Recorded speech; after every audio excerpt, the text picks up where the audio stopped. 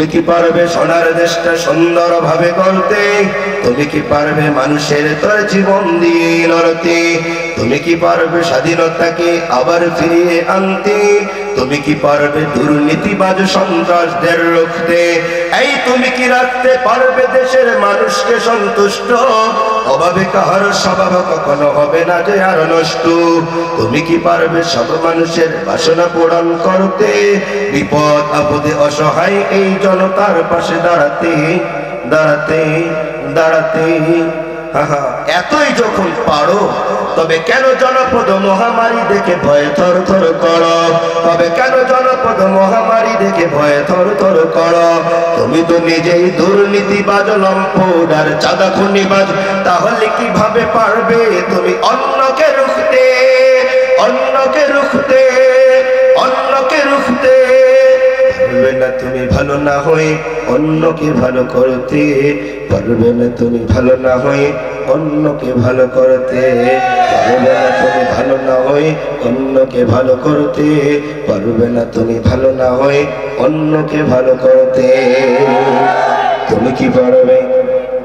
এই তুমি কি পারবে? তুমি কি পারবে? তুমি কি পারবে? তুমি কি পারবে নাস্তিকদের বিচারটা আজ করতে? তুমি কি পারবে কাদিয়ানীদের কাফের ঘোষণা করতে? তুমি কি পারবে নাস্তিকদের বিচারটা আজ করতে? তুমি কি পারবে কাদিয়ানীদের কাফের ঘোষণা করতে? তুমি কি পারবে বেকার ছেলের চাকরির খোঁজ দিতে? বেকারত্বের অভিশাপ নিয়ে কেউ থাকবে না বসে। টাকার দায়ে গঞ্জ গায়ে কেউ পাবে না কষ্ট। অন্ধ নিশায় হাজার যুবক হবে না পথভ্রষ্ট। মাদকযুক্ত দেশটাকে আজ মাদক মুক্ত করতে পারবে কি তুমি উমরের মতো রাষ্ট্র শাসন করতে? করতে করতে এতই যখন পারো, তবে কেন নামাজের সময় তুমি সিগারেট হাতে ধরো? তবে কেন নামাজের সময় তুমি সিগারেট হাতে ধরো? তুমি তো নিজেই দুর্নীতিবাজ, লম্পট আর চাঁদা খুনিবাজ, তাহলে কিভাবে পারবে তুমি অন্যকে রুখতে? অন্যকে রুখতে পারবে না তুমি ভালো না হয়ে অন্যকে ভালো করতে। পারবে না তুমি ভালো না হয়ে অন্যকে ভালো করতে।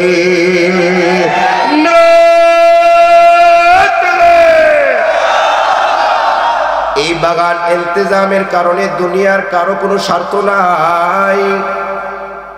দুনিয়াতে আগামীকাল এটার জন্য বরাদ্দ বড়াই করবে এমনটা স্বার্থ নয়, কিন্তু সবার স্বার্থ একটা হলো এই দুনিয়াতে শান্তি, পরকালে মুক্তি। তাই নওজোয়ানরা আয়োজন করছে, মুরব্বী একরাম মিলে সবাই একত্রিত হইয়া আমার মালিকের নাম যখন উচ্চারণ করছি, আল্লাহ তাআলা যদি কবুল করে নেয়, এই ওসিলা এখান থেকে বাড়িতে যাওয়ার আগে সবার জীবনের সব গুনাহ আল্লাহ মাফ করে দিতে পারে। এই জন্য মজমা অনেক দামি মজমা। আজকে সারাদিন মাইকিং চলেছে। গতকাল এই এলাকা অলি গলিতে মাইকিং ঘুরছে। নবী ডাক দিয়া বলেন, ক্বালান নবী সাল্লাল্লাহু আলাইহি ওয়াসাল্লাম আখলিস দীনাকা ইয়াকফিকাল আমালুল কালিল। কেউ যদি খাঁটি নিয়তে অল্প আমল করে, আল্লাহর নবী বলে এই আমলের ওসিলা তার জন্য নাজাতের যথেষ্ট হয়ে যাবে। মুসলমান ভাইরা আমার, যে আল্লাহ পাক রব্বুল আলামিন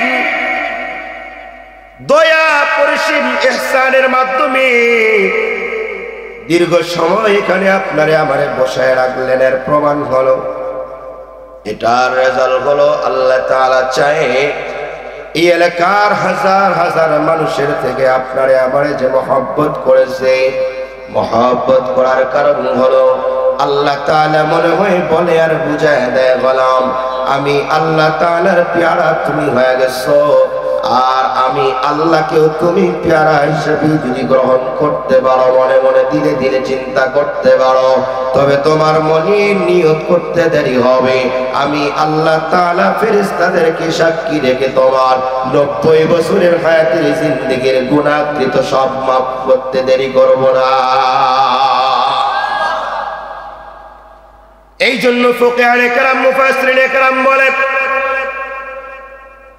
দুনিয়ার কোন স্থানে কোন জায়গায় কালামে হাকিমের যদি তেলাওয়াত হয়, কোরআনুল কারীমের যদি কোথাও তেলাওয়াত করা হয়, কেউ যদি দাঁড়ায় যায় কোরআনের তেলাওয়াত শ্রবণ করে, কেউ যদি দাঁড়ায় যায় কোরআনের তেলাওয়াত শোনার জন্য দাঁড় হয়ে যায়, আল্লাহ তাআলার নবী বলে ওই বান্দার উপরে আল্লাহ তাআলার পক্ষ থেকে আসমান থেকে বৃষ্টির মতো অনবরত রহমত তার গায়ের উপরে আল্লাহ ফালায়া দেয়।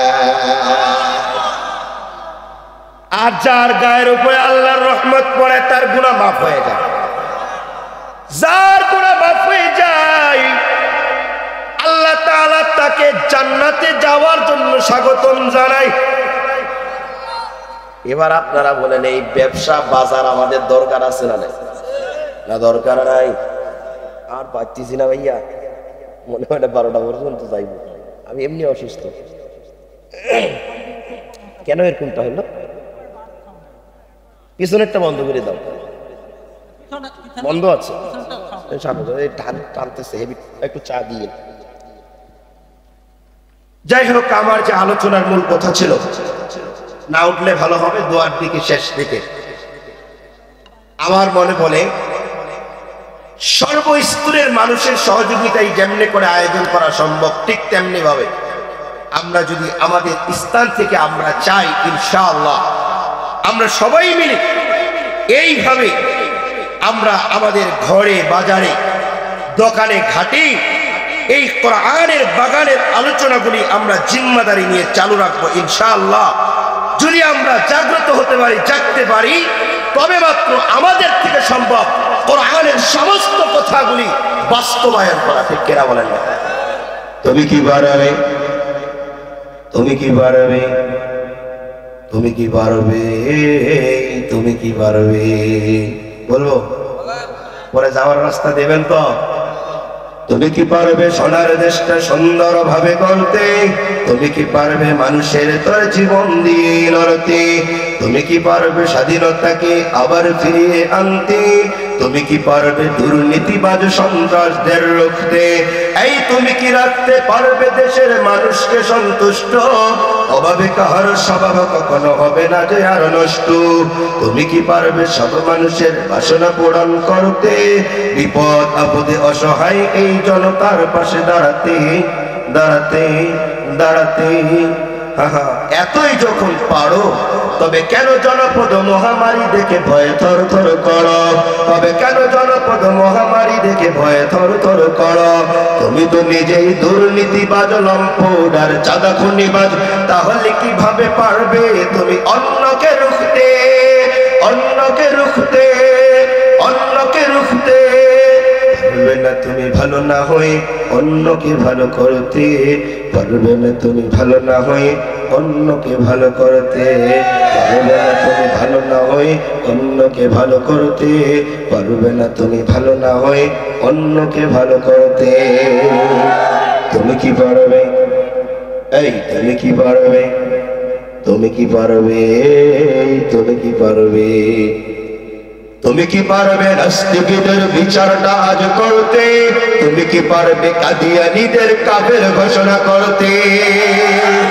তুমি কি পারবে নাস্তিকদের বিচারটা আজ করতে? তুমি কি পারবে কাদিয়ানীদের কাফের ঘোষণা করতে? তুমি কি পারবে বেকার ছেলের চাকরির খোঁজ দিতে? বেকারত্বের অভিশাপ নিয়ে কেউ থাকবে না বসে। টাকার দায়ে গঞ্জ গায়ে কেউ পাবে না কষ্ট। অন্ধ নিশায় হাজার যুবক হবে না পথভ্রষ্ট। মাদকযুক্ত দেশটাকে আজ মাদক মুক্ত করতে।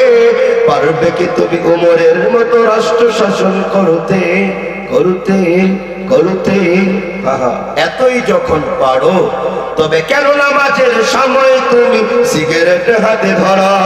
তবে কেন নামাজের সময় তুমি সিগারেট হাতে ধরো?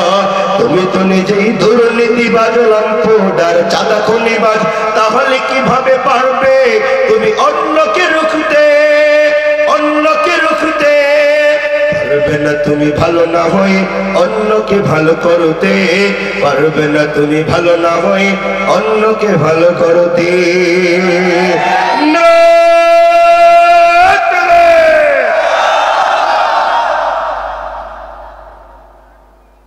মুসলমান ভাইরা আমার, এই জন্য মুসলমানরা যখন জায়গায় যেখানে জমিনে যে অবস্থায় জেগে উঠেছে, সমস্ত বাতিলরা লেজ গুটিয়ে বিড়ালের তথ্যে পালাতে বাধ্য হয়েছে। আজ আমরা আমাদের স্থান ভুলে গেছি। কথা বলেন না কেন? আমাদের অবস্থান আমরা ভুলে গেছি, আমাদের মর্যাদা আমরা ভুলে গেছি, আমাদের পরিচয় আমরা যে মুসলমান এটা নামে জানি, কিন্তু এই যে রেস্ট্রি করা আছে, আল্লাহ রেস্ট্রি করে দিছে, এই রেস্ট্রিটার ভিত্তিটা আমরা এখন পর্যন্ত বুঝতে পারি নাই। বিদেই পদে পদে, ঘাটে ঘাটে, ঘরে ঘরে, সব জায়গায় আমরা অপমানিত, লাঞ্ছিত। মনে রাখতে হবে, মুসলমান কখনো উগ্রবাদী হয় না, জঙ্গিবাদী হয় না। তবে হ্যাঁ, মুসলমানের কোরআন এক, মুসলমানের আল্লাহ এক, মুসলমানের রাসূল এক, মুসলমানের দ্বীন এক। মুসলমানকে নিয়ে যখন, ইসলামকে নিয়ে যদি কেউ সিঁড়ি ফেলে চলতে চায়, সত্য মুসলমানরা ঘরে বসে থাকতে পারে না। কাপড়ের কাপড় মাথায় নিয়ে রাজপথে নেমে তাদেরকে জামিন থেকে উৎখাত করতে বাধ্য হয়। কেন বলে একজন তাকবীর দেন জোরে।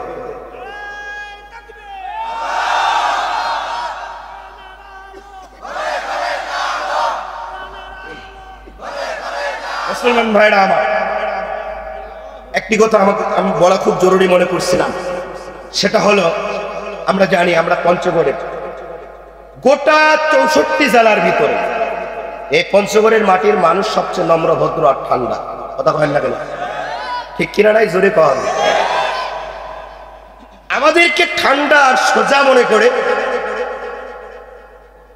কিছু কাদিয়ানীরা, হিজবুত তাওহীদের অনুসারীরা, বাতিল ফেরকারা আমাদের ফুটন্ত গোলাপ ফুল প্রজন্ম সন্তানদেরকে, তার দামি ইমানকে কেড়ে নেওয়ার পায়তারা করতেছে, ষড়যন্ত্র চলতেছে। শুধু ষড়যন্ত্র করেই না, তাদের ইমান তো নেয় নেই, লেকিন পরিবার মহল্লা সকলের ইমানকে চুরি করে নিয়ে যাইতে চায়। মুসলমান বন্ধুগণ আমার, এই কথা দীর্ঘ বিশ্বাস রাখতে হবে, নবীর পরে নবী নাই। নবীর পরে কেউ দাবি করলে কাফের, কাফের, কাফের। গোলাম আহমদ কাদিয়ানীরা আমার তৈরি নবীকে নিয়ে প্রযুক্তি বাংলার জমিনে, পঞ্চগড়ের জমিনে করতে চায়। বিবাদ বাতিলকে হলেও কাদিয়ানীর বিরুদ্ধে লড়তে হবে, লড়তে হবে, লড়তে হবে। দেখতে হবে।